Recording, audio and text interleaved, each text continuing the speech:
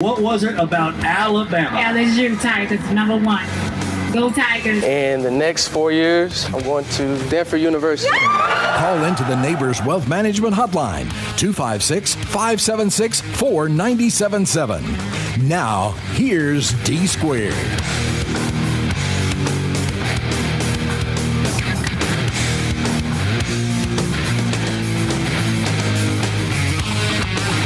Welcome, everyone, to this Thursday edition. Boy, this week's flying by here. Turned 48 this week on Tuesday. It was my birthday week. I appreciate everybody for all the well wishes. Got text messages, Facebook messages, a lot of people reaching out. Really appreciate that. But we got an interesting Thursday show for you. We're going to hear from Nick Saban, who, of course, you heard on our sister station, ESPN 97.7 The Zone. He had some interesting comments, though, as Alabama's about to have their second scrimmage of spring practice entering year 17 for Nick Saban. He's about to crank up that 17th season in the fall, but Alabama's got to scrimmage the next 2 weekends. We're going to see if there can be some quarterback separation. Both guys did good things in the first scrimmage. Heard Ty Simpson made more wow plays, but certainly Jalen Milroe performed well also. So those two guys are battling it out. We're going to see who plays better, what the buzz is coming out of Saturday. Can Alabama make some progress defensively? A lot of young players getting reps due to guys like Deontay Lawson. Now Kool-Aid McKinstry didn't scrimmage either, but I would imagine he would be back on Saturday. We'll see how many reps he gets and what you're hearing if he's going to be getting a ton of work, because again, sometimes Alabama will hold guys out, but certainly Deontay Lawson recovering from injury, Dallas Turner, Chris Braswell, those guys have not been on the field, so they're big time important pieces to this defense. Justin Aboigbe, who just recently got cleared for his neck situation, he should be back in the fall. So there'll be some pieces back that should make this defense saltier. But again, as Nick Saban, and you're going to hear him in just a couple of minutes, it gives a lot of young players opportunities, like a Jihad Campbell, who we hear had a good scrimmage and was sideline to sideline. The former Clemson commit who flipped to Alabama and played some special teams last year. Sean Murphy as well at the inside linebacker spot. Kendrick Blackshire. So it gives an opportunity for young players to get reps. Caleb Downs in the secondary, no doubt about that. Earl Little, who had to redshirt last year due to a shoulder injury, but came out of Patrick Surtain's old high school, who Patrick Surtain, as everybody remembers, was an All-American at Alabama, now one of the best corners in the league in the NFL with the Denver Broncos.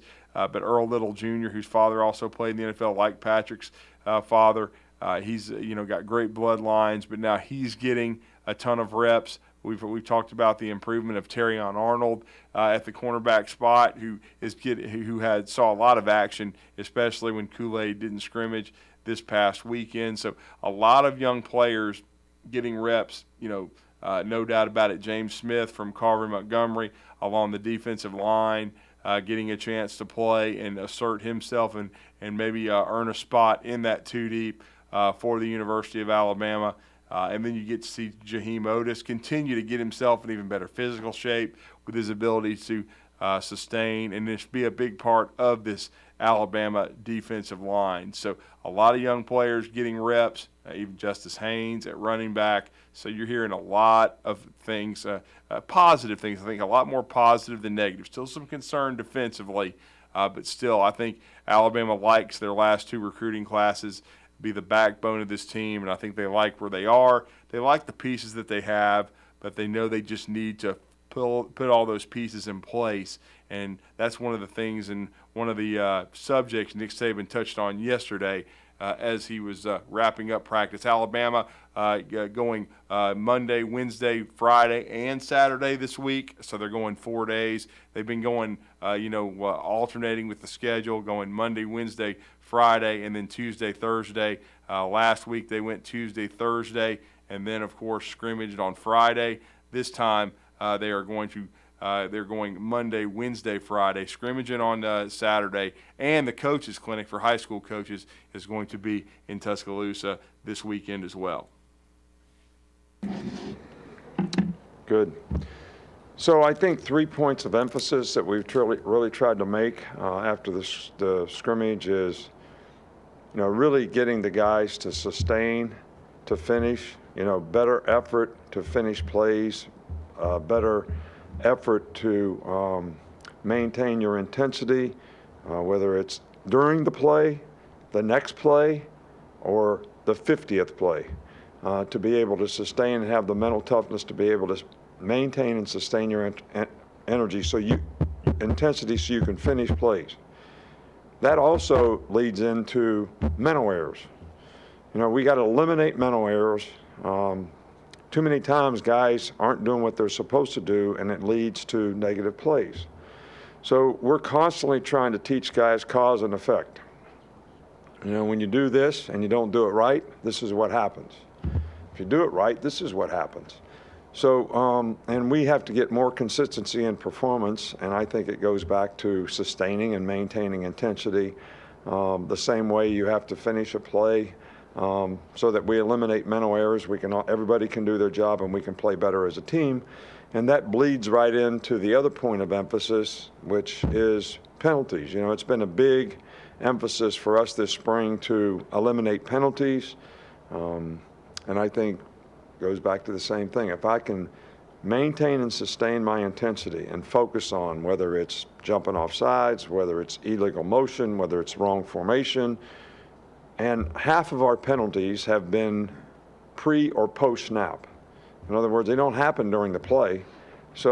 And those things can all be eliminated if we just have a little better discipline, a little better focus, and maintaining intensity. So, those are the things that we really want to emphasize. The last 2 days in practice, I thought the intensity has been good. I think the spirit's been good. I like the spirit of the team. I said that after the scrimmage. There's just a lot of things. We got a lot of young guys. We got a lot of things to work on to try to get a little better consistency in performance. So that's our focus this week. That'll be our focus for the scrimmage, so that we get a little better execution on a little more consistent basis. Obviously, we got the high school coaches clinic coming up this week. This is one thing that we always look forward to. Coaches do a lot for us. They've done a lot of hard work to develop a lot of the guys that we coach on our team, and this is the one way that we can thank them, by trying to have the best possible clinic so they can have an opportunity to develop knowledge and get some experience and get some new energy and ideas for things that they can do to help their program, but also hopefully have a good time as well. So we look forward to that as always. Starting with Nick. Yeah, you added Ken Wisenhunt as a special assistant to the head coach this offseason. Why was he someone you wanted to bring in for that role specifically? He's got a lot of good experience. He's a really good coach.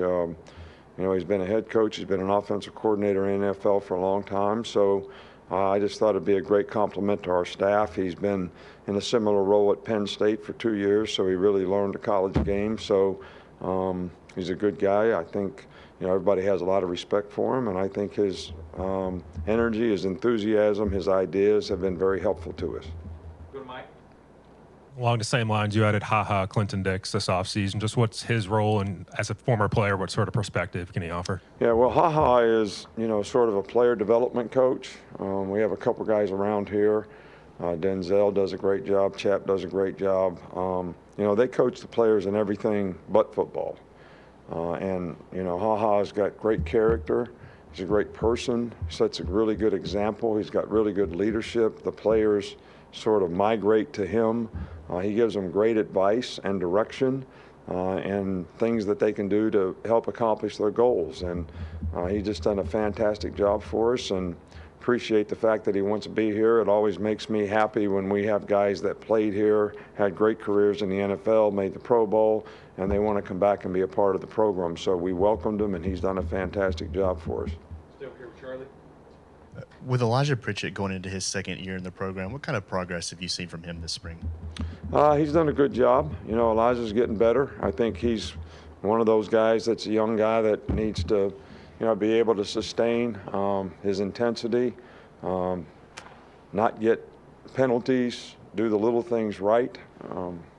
But he has done a really, really good job this spring. He's played well. He's made a lot of progress and improvement. and he's really, competing hard for a position as a starter. For the coaching staff, what's the fundamental difference between scrimmage 1 and scrimmage 2, and what does that look like on the field?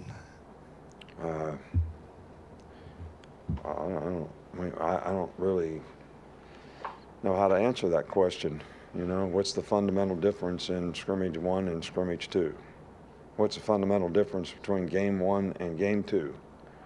Game 1 is the most important game when we're playing game 1, just like scrimmage 1 is the most important scrimmage when it's scrimmage 1.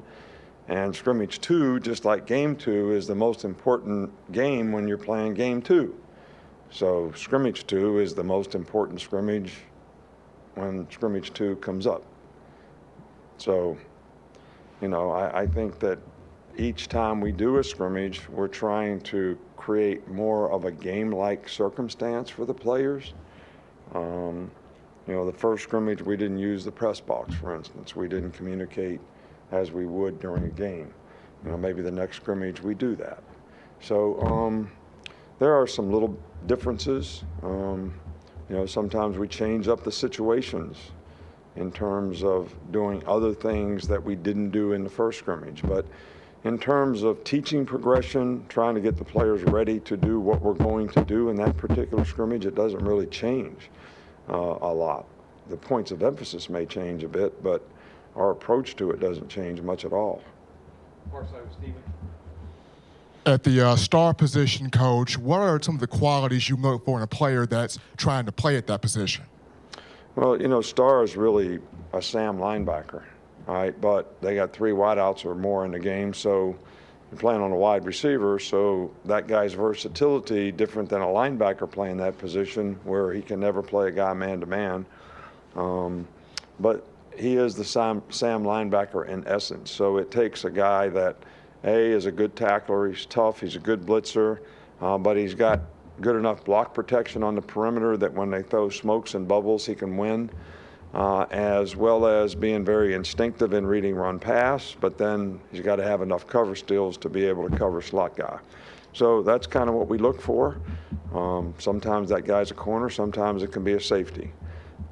Brian Branch did a great job, doing that. Minka was great when he was here doing it, as well as playing other positions, but I'm just saying those guys are typically the type of guys that we look for. A couple more, Tony and then Nick. Staying on the defense, what qualities do you prioritize when you're looking at the signal caller at inside linebacker? Well, first of all, the guy's got to be a good communicator. Secondly, he's got to be bright enough to understand, A, what we're trying to do on defense, but B, how do we have to adjust that to whatever the formation is on offense relative to how we want to set the defense or how we want to run a stunt or whatever. So, and obviously Henry was really good at that, and we've got a couple guys that have made significant progress at that during the spring. But I think it's a work in progress, and hopefully we can continue to build confidence in, several of the linebackers' ability to do that. Go back over here, finish up. We've got 2 more, Coach. I missed one. We've got You mentioned some of the young players on the team with a couple of veterans injured.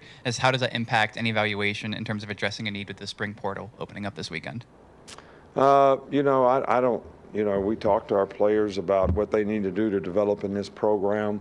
And that's how we coach them every day, and that's how we focus on them every day. But I think the fact that we've had 3 or 4 or 5 at times starters out on defense has really given other guys great opportunities to be able to get a lot of reps, to develop a lot of confidence in what they're supposed to do and make a significant improvement and be responsible and compete, like starters, which a lot of guys have. So how that impacts the future, I really don't have a crystal ball. I can't tell you that, so I don't really, know how to answer that part of the question. We have one more to finish up with that. Hey, Coach, just wanted an update on the quarterbacks and was curious if anybody, or I guess who has made the most improvement thus far in the spring? Quarterbacks, who's made the most improvements? Well, I think both guys have made, really good progress. We're, not disappointed in anybody's progress. I thought they both played, well in the scrimmage. Both guys have had their moments in practice, and they've also had learning opportunities, when they've made mistakes, and both of them have responded very well and made improvement. So there's really no, I don't have an evaluation other than the fact that we're coaching every one of the 4 quarterbacks that we have in a program every day to try to help them develop to be the best players they can be.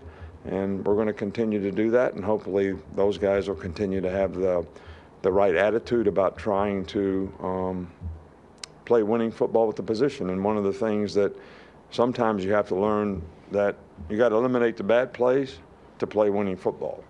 So there's some plays in the game that kill you. So to be able to eliminate those things is a bigger part of being able to execute all the good things. And that's what helps you play winning football. You eliminate mistakes, and you can execute and take advantage when the opportunity presents itself, because you're going to distribute the ball on every down, and we don't ever want to turn it over. And you've heard me use the analogy before. We want every series to end in a kick. Might be a punt, might be a field goal, might be an extra point, but we're not turning it over and giving it to the other team. And that's an important part of being able to execute at the quarterback position. All right, thank you. That was Nick Saban talking about the quarterbacks. It's still an ongoing battle between Jalen Milroe and Ty Simpson. Both did some good things last week on Friday in the first scrimmage of spring practice for Alabama in Tuscaloosa. They will be back on the field Saturday. Neither turned it over. Both, made some very impressive plays. Milroe, especially with his feet, because he's just a freakazoid athlete. And Ty Simpson made some wow throws, no doubt about that. The ball seemed to come out quicker, from what I understand, with Simpson, but still Milroe improved. And so we'll see that battle continue, and we'll see what buzz is coming out of spring practice, with that quarterback battle, which is probably the most high-profile, position, though everybody's going to be watching the defense closely as well. We've already kind of documented earlier in the show about who the guys that are out. But it's given a lot of young players a lot of time to get reps. You heard Nick Saban kind of refer to that. And I'll tell you what we're also going to do in today's show. We're going to talk to John Frary. John Frary does a great job for WFOI Radio in St. Augustine covering the Florida Gators. The Gators are actually having their spring game this week, but it's tonight at 6:30 Central, 7:30 Eastern Time, under the lights in the swamp.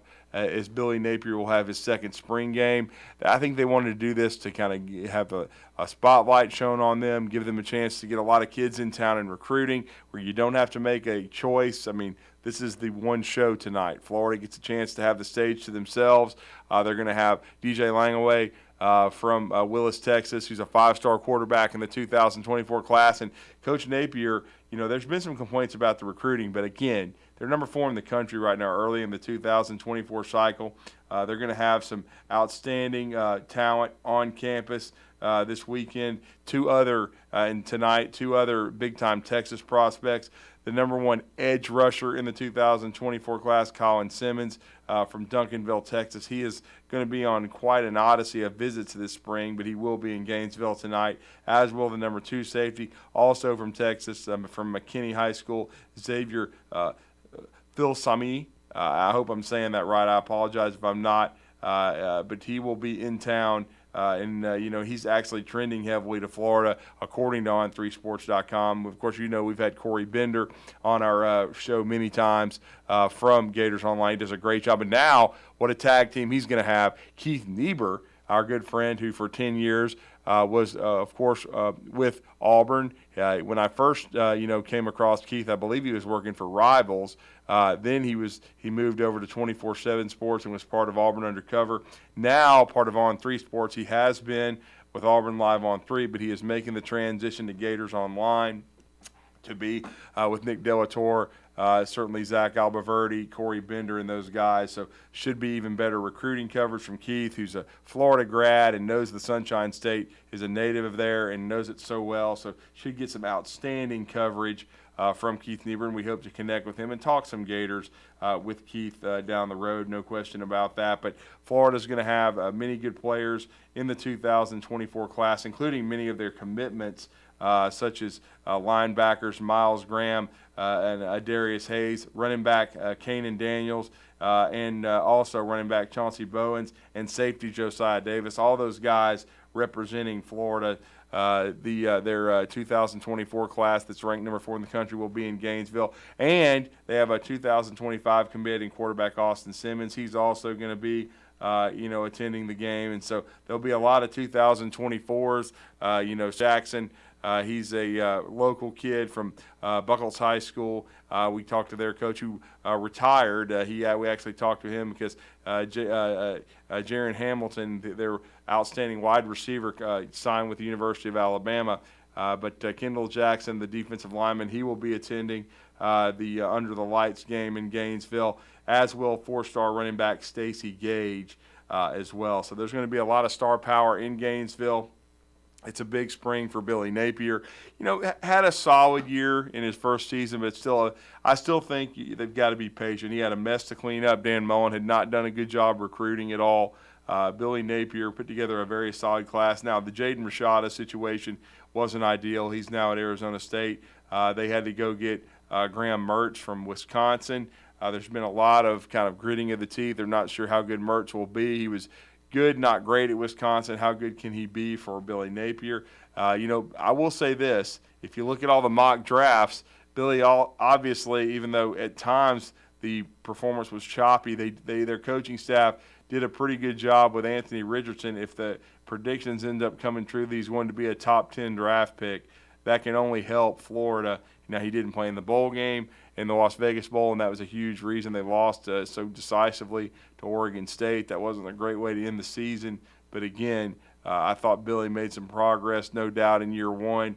And now, going into year two, we're going to talk to John Frary here in a few minutes and get his thoughts about where the Florida Gators are headed in to year two under Billy, because, again, they're going up against the machine known as Georgia right now. That's their biggest rival, arguably, the cocktail party. They've got to get more competitive against the Gators, against the Bulldogs, the Gators. And, Georgia right now is the best program in the country, the two-time defending national champs. But I think Billy Napier did a remarkable job at Louisiana. I think he's an outstanding recruiter and developer of talent. I thought, from a standpoint of running the football and being physical, Florida took some steps forward doing that last year. They just need to get more consistent at the quarterback spot. They've got to get more talented defensively. There's no doubt that they had some issues on that side of the ball, but some of that also was from the era of certainly Dan Mullen and Todd Grantham. I don't think they did a great job of stocking the cupboard there with talent. So certainly the transfer portal, recruiting high school and junior college prospects, very important for Billy Napier and his staff.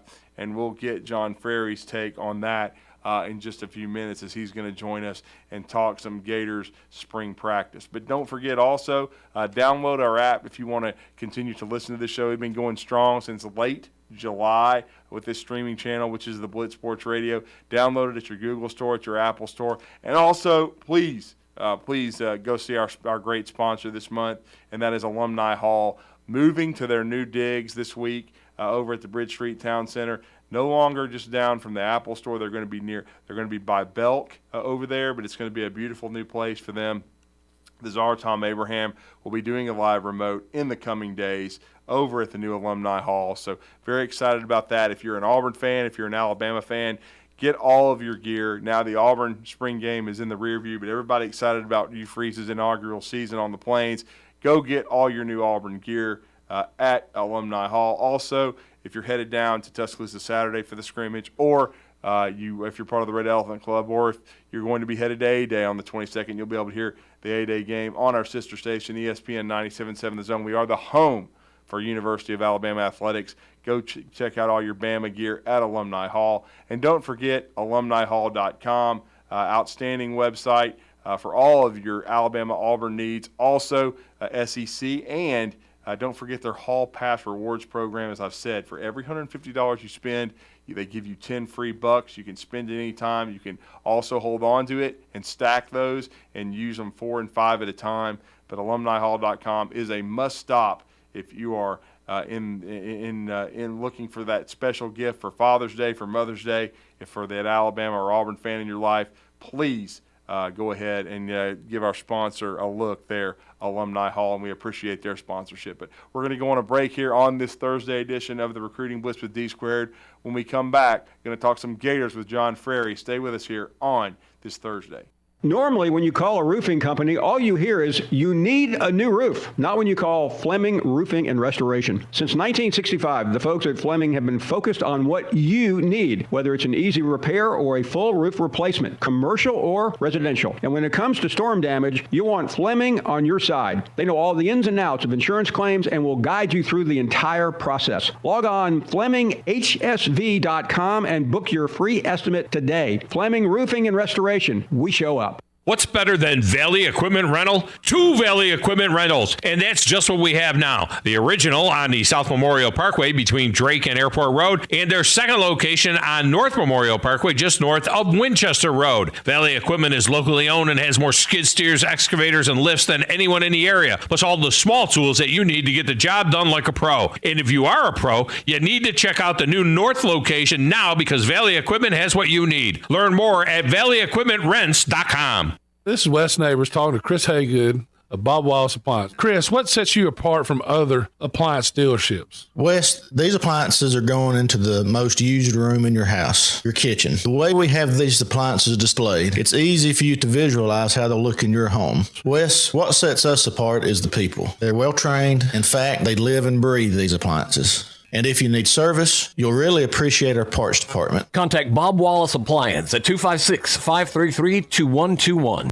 Great food and the best live entertainment is what it's all about at the Furniture Factory Bar and Grill. Head to downtown Huntsville every Tuesday for karaoke on the only outdoor karaoke stage in North Alabama. Thursday night is the Valley's longest running and biggest bike night. Food and drink specials, giveaways, and live music on the patio. And the Furniture Factory menu is fully loaded with options from steaks to salads, plus a whole lot more. Featuring a weekday happy hour that starts at 3. 619 Meridian Street, downtown Huntsville, and online at FurnitureFactoryBarGrill.com. Guys, when we were 20, we never had to worry about spontaneity. And now that we've gotten older, spontaneity has been replaced with pills and injections. We're just trying to keep that intimacy, but it's taken away from spontaneity. At Advanced Life Clinic, we now offer GainsWave, which uses sound waves to non-invasively treat this issue with no need for pills or injections. Just give us a call, 256-888-9367, or check us out online, advancedlifeclinic.com. McCurry Motors is your car and van rental headquarters. You can rent the vehicle you need today. Family in town, sporting event, church function, no matter what your need, McCurry Motors has you covered with a wide selection of cars and vans available for rent. They have 12-passenger Mercedes Sprinter vans, 12-passenger Ford Transit vans, 15-passenger Ford Transit vans, and 15-passenger Chevrolet Express vans. They have 2 locations, Highway 72 in Athens or Max Luther Drive in Huntsville. The safety oath. Repeat after me. I will safely bring safety to my facility and keep it safe. I will safely keep my people safe. I will put safety first in everything I do, and I will safely do so with Grainger. When you think safety, think Grainger. Grainger's got over 100,000 safety products to help keep our facility safe and our people safer. When it comes to safety, Grainger's got your back. Call clickgrainger.com/safety or stop by. Grainger, for the ones who get it done.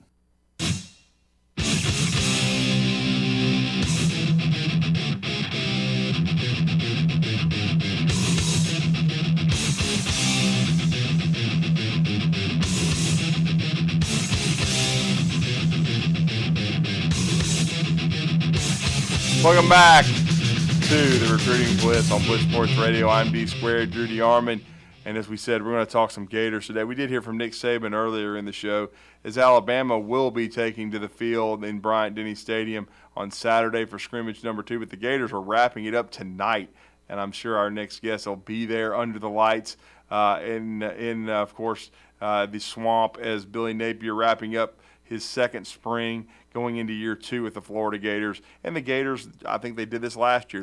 They're doing it in a unique way. They're the only show out there for spring football, at least in the SEC. Attract a lot of kids, doing it under the lights, doing it in a different format. And so Billy Napier's squad going to wrap up spring practice tonight at 7:30 Eastern, 6:30 Central. And who better than to discuss it with than our next guest? Does a great job covering the Gators, the Jacksonville Jaguars, the high school athletics in the state of Florida, and of course he is host of JF Sports Now. I've been part of that show many times on WFOI 1240 and 102.1. In the St. Augustine area, and he does an outstanding job, and he's been good enough to join us this morning on the Neighbors Wealth Management Hotline, and that is John Frary. John, I hope you had a great Easter. How are you this morning? Drew, I did, and same to you and your listeners. Great to be with you again. And all the points you just laid out, the only show in town, standalone spring game tonight, is part of the reason Billy Napier has made this a Thursday night affair. And I think as long as Billy Napier's the coach, by the way, he didn't come out and say this directly, but indirectly, I think this is going to be a Thursday night deal moving forward for a while. Spring football, hopefully it will not be a swamp literally tonight. The weather forecast is not good. Right. So that's one thing I hope doesn't dampen the spirits in the game, no pun intended, but I will be down there, and I'm really looking forward to year two and seeing a lot of the young guys tonight, Drew. I mean, we know about the quarterback situation. That's always first and foremost with Graham Mertz and Jack Miller. But I'm looking forward to seeing both offense and defensive lines because there's a lot of young guys that are going to contribute on both sides of the ball. They're going to be relied on. Billy Napier's starting to slowly but surely climb out of that hole that Dan Mullen left this program in, recruiting-wise, numbers-wise. I think it's going to take another year or two to get all the way back out of that hole, but they're making great progress. I know it was very interesting because of the timing and when he left, and he got there right before spring practice. But what's been the early reviews on Austin Armstrong as defensive coordinator? Well, the early reviews have been good. They're going to be aggressive this year. They're going to get after the quarterback. You know, the numbers last year, Drew, are atrocious. Let me just read some of these. Florida was ranked 101st against the run, 86th against the pass, 97th in sacks, and this is the one that's got to be corrected. And Austin Armstrong addressed this during spring practice. Florida allowed 49.7% conversion rate on third down. That right there, of all those numbers, all of them have to be improved, but that last one is the most glaring one to me. I mean, your defense is just not getting off the field, period. And what Florida did in the offseason, besides recruiting, the transfer portal, they brought 10 players in, Billy Napier. 2 of those guys will be on the defensive line. That's Cameron Jackson and Caleb Banks from Memphis and Louisville, respectfully. And you remember that commercial, Where's the Beef, years ago? I know I'm dating myself here, but Florida's defensive line, Cam Jackson goes 6'6", 355 pounds. Desmond Watson, for those that forgot, comes back 6'4", 449 pounds. Those 2 guys are going to line up next to each other on the interior in a rotational basis. But to see those 2 guys together, that's pretty imposing. And then Chris McKellen's another young guy, and I say this tongue-in-cheek, who is only 321 pounds, Drew. He's 6'3", 321. He's going to be included in that group as well. So that right there, I think, is going to be a key group for Austin Armstrong as far as allowing the guys on the edge to get after the opposing quarterback. And those guys, and you're familiar with one of them, Princely Umanmillan, who's been over here for a couple of years now. I love that dude, yeah. Mm-hmm.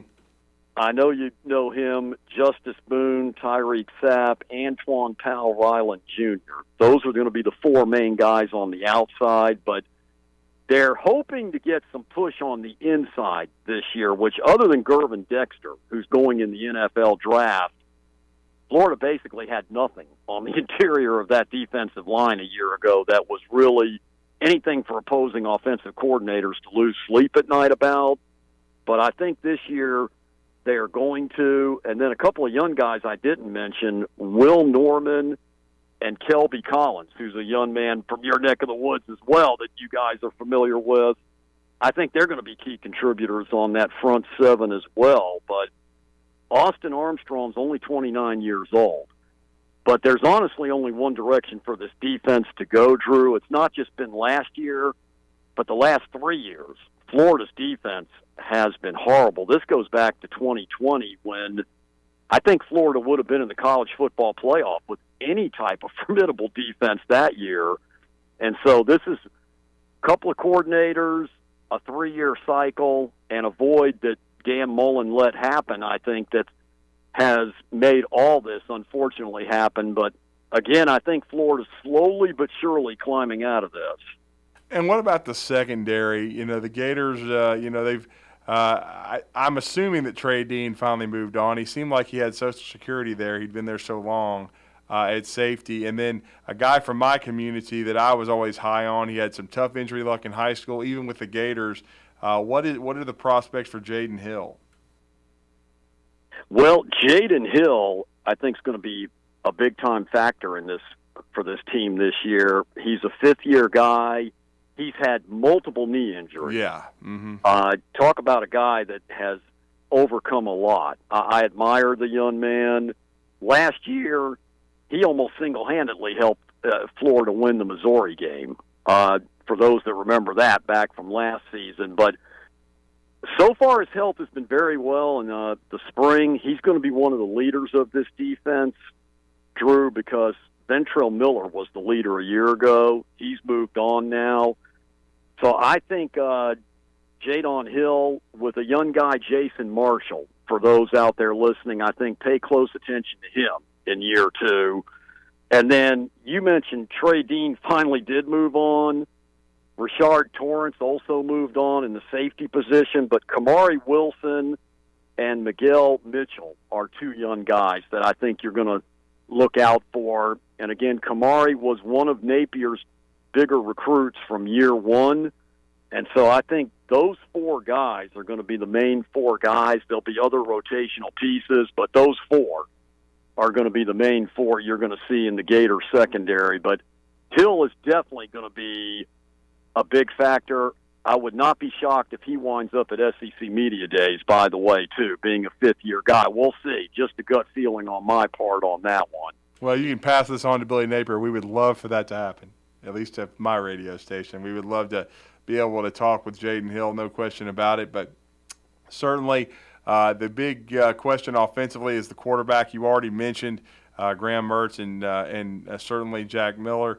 The interesting part, though, is I know this is going to sound funny, John, but I've been just floored, quite frankly, by all the draft buzz. I know Anthony Richardson is a very talented young man physically, but I never saw the neck-up quarterback play that to me would warrant being a top 3 to 5 to 10 pick as we've seen him forecasted so much. You had a chance to watch him play quite a bit. I know this might not be popular with some, Gator fans. I still think they're going to be better at the quarterback position and more consistent this year. If Billy Napier can get more out of Graham Mertz. I thought they were too inconsistent at the quarterback spot last year. We know that he also opted out, did Richardson in the bowl game. I mean, look, I don't blame the young man for going pro if they're going to draft him this high, but I always thought there was more potential than production. What are your thoughts, first of all, on Richardson and the NFL, scuttlebutt, and then the Gators' quarterback job? I mean, I know there's been some grinding of the teeth about Mertz and his inconsistency at Wisconsin. I still think he can be a better fit for what Billy Napier wants, though. Graham, I couldn't agree with you more. I've said that on several shows I've been on this week, and I know a lot of folks out there get caught up in Anthony Richardson's flair and the spectacular plays that he made, but consistency is the key word to me. Anthony Richardson was never consistent at the University of Florida. The 2 years he was there, on a 3rd and 6, you couldn't rely on him to make that pass with a guy in the open field. Now, he could give you the 60 or 70-yard run, and he could throw some deep balls that look spectacular, but there was no consistency in Anthony's game at all at Florida. And I think Graham Mertz will bring that. I do. I don't think he's going to be as flashy, but I don't think Billy Napier is going to want him to be as dynamic, to be honest, as crazy as that sounds. I think he's just going to want him to be consistent, play within himself, allow the game to come to him, and use the playmakers around him. And Florida's going to have a pretty good running game returning with Montrell Johnson and Trevor Etienne Jr. to start with. They've got a good foundation there. Billy Gonzalez has returned to coach the wide receivers, which I think was a big acquisition for Billy Napier, not recruiting-wise, but coaching-wise in the offseason that maybe got swept under the rug with everything else going on, but I think that's huge to have him back. Ricky Pearsall will be back, the Arizona State transfer. And then they've got some young guys, Andy Jean and Aiden Mizell, to watch out for that I think will contribute, with Xavier Henderson, who also returns, Marcus Burke. But I think Graham Mertz is going to be overall better for Florida than Anthony Richardson was because of the trampoline up and down that they had with Anthony. There was no consistency. As far as Anthony on the next level, I wish him all the best.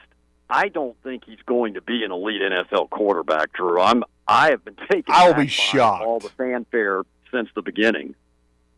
I'll be shocked if Will Levis is either. I've been ranting about this. I like Hendon Hooker better than both. Yeah, I agree. I mean, my biggest beef with the NFL is, and this applied to Bryce Young in your neck of the woods too, is that they get too caught up in the measurables, how tall a guy is, how fast a guy is when they go to that NFL combine. And while that stuff is important to a degree, what has happened to what you actually did in a game?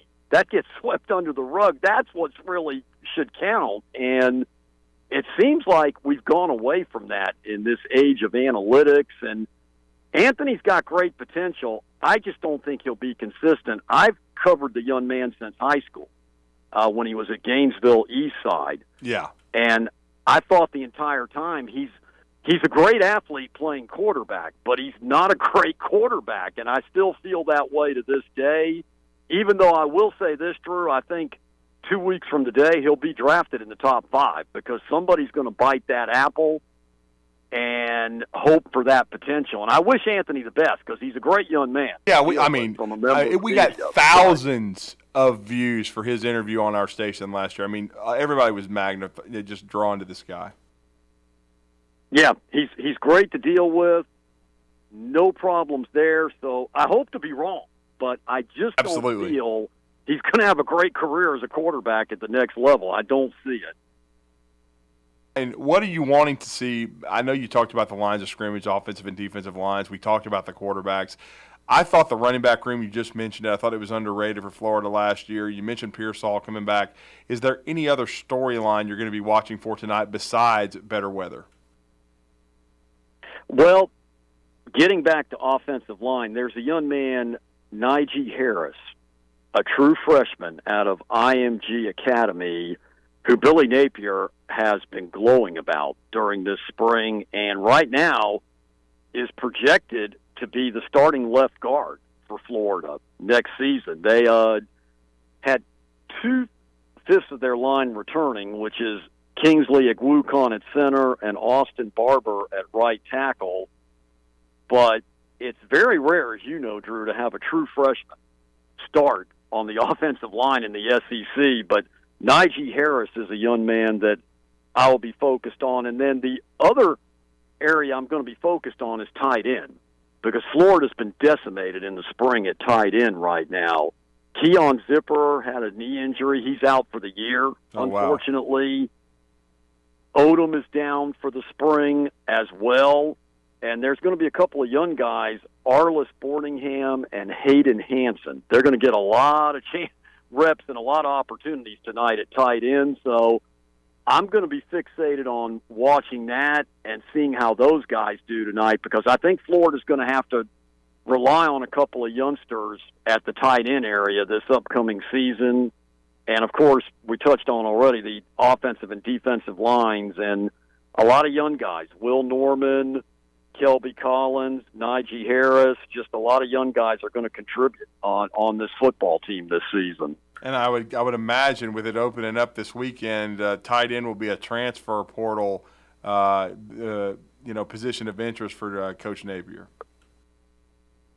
I believe that will be a target. I was asked the other day, how many do you think Florida and Billy Napier will be looking to bring in from the transfer portal? I think if he can get 4 to 5 guys, I still think tight end, as you just mentioned, I think if they can maybe bring in another veteran defensive guy to help that front seven, and then offensive line-wise, I think if they can find another guy, I think those are 3 areas right there that I think they're going to be looking at. And just from a body perspective, not from starting, but quarterback, because behind Jack Miller and Graham Mertz is Max Brown, but that's basically about it. And Max Brown has absolutely no experience. He was redshirted a year ago.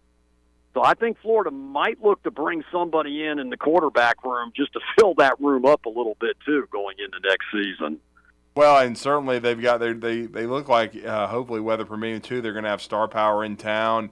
The number 1 edge rusher in the country from Duncanville, Texas, Colin Simmons, is coming in. We were the nephew of Aubrey Hill, Kendall Jackson from Buckles High School. He's coming in, so it looks like they're going to have some star power in potentially visiting tonight, which is what Billy Napier wants as well, to bring in some talent on campus, both committed and uncommitted. They should have plenty of star power, standalone game as we touched on at the beginning, and for those that are not going and want to watch it, it's going to be on SEC Network Plus, so you're going to have to stream it if you're out there listening. Unfortunately, and I don't understand why, Drew, it's not on SEC Network. I think it's the only spring football game in the SEC tonight. I think that should have been put on. No disrespect to baseball or any of the other sports, but football is the reason we have an SEC Network. But you'll have to stream it. And then the game's only going to go 2 hours. So it's going to cut off right around 9:30. It's not going to stretch to 10 o'clock. It's 7:30 to 9:30 is the allotted time for this tonight. So enjoy out there, because August 31st is 4.5 months away. And that's the next time you're going to see Gators football other than fall practices.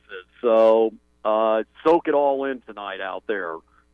No question. And then the draft's coming up. I'd be remiss if I didn't quickly get a couple of thoughts from you there with the Jaguars. They took so many steps forward a year ago, winning the division, winning a playoff game. Trevor Lawrence making big progress. Now they get Calvin Ridley eligible. He sounds like he's chomping at the bit to hook up with Trevor Lawrence and be a big part of this offense. What are you looking for the Jags to address draft-wise? I think at number 24, which is where they draft in the first round, which is a refreshing change for us, Drew. We're used to going either right. number 1 or in the first 15 minutes of the draft. So, but I think they're going to touch on defense. They need to fortify that pass rush, and I think they're going to look to either go with a defensive lineman or maybe another cornerback. They might need a nickel corner like a Joey Porter Jr. out of Penn State. That would be a good pick, yeah. Now, there's couple of names, though, from the SEC that could throw into this equation if they drop to 24 on the offensive line. Darnell Wright out of Tennessee and Osiris Torrance out of Florida. Osiris had a great year, too. Both those guys did, yeah. Yep, Jaguars lost Jawan Taylor in free agency to the Kansas City Chiefs. So they might want to fortify that offensive line. And if one of those guys are available, it's kind of a unique situation for Jacksonville being at the bottom of the first round, as I just said, which means they're probably not going to be locked in on one position as they have been in prior years. The last 2 years, obviously it was quarterback 2 years ago with Trevor Lawrence, and it was going to be a defensive lineman, which was Trayvon Walker last year. So I think defensive lineman is in the lead this year, but I wouldn't be shocked if they went cornerback or if they went offensive line, depending on who's available when we get to number 24 in the first round late Thursday, April 27th. It's going to be great stuff. And it was a great conversation with John Frary. John, great intel with the Gators and the Jaguars. Let everybody know how to follow you. And also, I know your show has moved. Let everybody know about Sports Now and what you guys are doing. Thanks, Drew. Well, you can follow me on Twitter at JF_SportsNow. And my show is Tuesdays 4 to 6, Wednesday through Friday 4 to 5.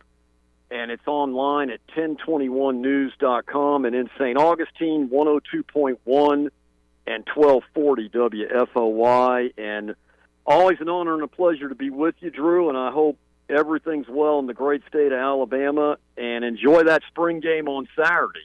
Yeah, we're going to enjoy it coming up in a couple of weeks, and going to enjoy the scrimmage, the buzz coming out Saturday, and you enjoy yours. Hopefully you guys have some good weather and stay dry. But we look forward to speaking with you again soon, and, of course, we'll be at SEC Media Days in Nashville before we know it. But great stuff, John, and have a great weekend. Appreciate it.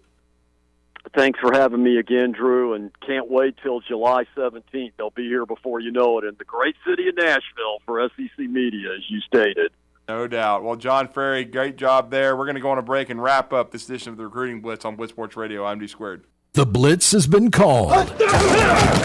TOC Sports has been there for you. Now, you're probably asking yourself, what does that mean? It means for more than 20 years, Alabama's largest orthopedic group has been there providing coverage and care to more schools and student athletes in the Tennessee Valley than any other group. It means whether you are the star football player, the all-region volleyball ace, or someone who hurt their knee in a weekend pickup basketball game, TOC Sports physicians are proud to have the opportunity to care for all your orthopedic needs. It means for parents, coaches, athletes, desk jockeys, or even weekend warriors, TOC Sports physicians continue to meet and exceed the orthopedic and sports medicine needs of our community. But most importantly, during these challenging times, we're here for you now and will continue to be here. So as long as there are players on the field, games to be played, and contests to be won, the orthopedic specialists from TOC Sports will be ready to help. We don't know what the future holds, but you can count on the TOC Sports team to stay committed to you so you can stay in the game. Call 256-539-2728 today and ask to see a TOC Sports physician. Check them out online, also Facebook, Twitter, and Instagram.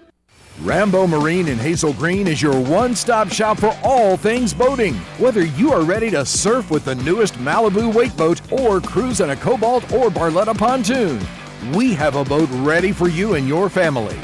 Rambo Marine provides exceptional service second to none, so that you are ready to hit the water in no time. Stop by Rambo Marine today. We know boats.